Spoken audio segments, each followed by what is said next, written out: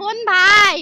আরে ভাই কষ্ট করে লেখাপড়া করছে ভাই আমার ভাই, তার ফলটা পালো না কে? কোন নিষ্ঠুরে মারলো? তার হাতটা কে কাঁপলো না? আমার ভাইয়ের বিচার জানি হয় মৃত্যু। কোন নিষ্ঠুরে মারলো? বাড়িটা দেখেন ভাই, নিজের লেখাপড়া নিজেই করছে ভাই। মৃত্যুর বিচার চাই। যেই নিষ্ঠুর, যেই শয়তান, যেই নিমকহারাম আমার ভাইয়ের উপর দিয়ে গুলি চালাচ্ছে, তাকে আমার সামনে আনুক। তার সামনে বলে আমি বডি দিয়ে ওইভাবে ফুঁপে মারবো। আমার এটা আত্মা শান্তি পাবি, আমার বাপের আত্মা শান্তি পাবি।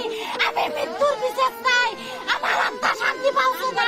যার যায় সে বুঝে স্বজন হারানোর যন্ত্রণা, তা যেন চোখে আঙ্গুল দিয়ে মনে করিয়ে দিলেন আবু সাঈদের ছোট বোন সুমি আক্তার।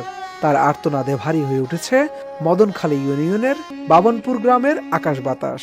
আমার যে ছোট ভাই তো, ও যে সব সময় আমার কাছে ভালো মন্দ কয় আল্লাহ। ও তো যখনই আসে আমার কাছে 10 মিনিট হইলেও বসে, যাইতে আসতে দেখা করে। তাদের বিচার চাই, কঠোর বিচার চাই। আমার দেবর তো কোন ফাঁসির আসামি না, আমার দেবর তো কোন বদ ছেলেও না, কোন খারাপ। 6 ভাই 3 বোনের মধ্যে আবু সাঈদ ছিলেন সবার ছোট। অর্থের অভাবে কোনো ছেলে মেয়েকে লেখাপড়া করাতে পারেননি দিনমজুর বাবা।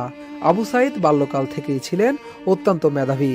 নিজ চেষ্টায় লেখাপড়া করে এতদূর পর্যন্ত এসেছিলেন বলে জানান পরিবার ও গ্রামবাসী। তাই সবার স্বপ্ন ছিল সাঈদের হাত ধরে কাটবে পরিবারের দরিদ্রতা।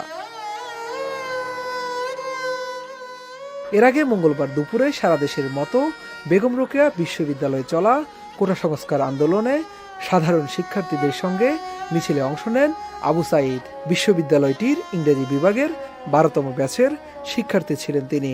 পাশাপাশি কোটা আন্দোলনের অন্যতম সমন্বয়কের দায়িত্ব পালন করছিলেন সাঈদ। শাহাদাত রিফাত, এটিএন নিউজ, ঢাকা।